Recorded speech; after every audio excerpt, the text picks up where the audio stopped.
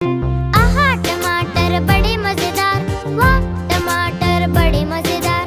आहा टमाटर बड़े मजेदार, वाह टमाटर बड़े मजेदार।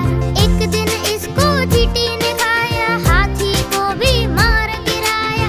एक दिन इसको चींटी ने खाया, हाथी को भी मार गिराया। आहा टमाटर बड़े मजेदार, वाह टमाटर बड़े मजेदार।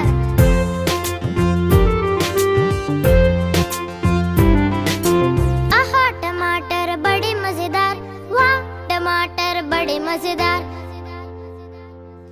మీలో ఎంతమందికి tomato bajji or street style food ఇష్టం? ఈ టమాటా బజ్జీ టేస్ట్ అయితే సూపర్ ఉంటుంది. మీరు తప్పకుండా ఈ రెసిపీని మీ ఇంట్లో ట్రై చేయండి. అండ్ ట్రై చేసి టేస్ట్ ఎలా వచ్చిందో కమెంట్ సెక్షన్లో చెప్పండి. You definitely like this recipe. For more videos please check out to Swacharika vlogs. Thanks for watching.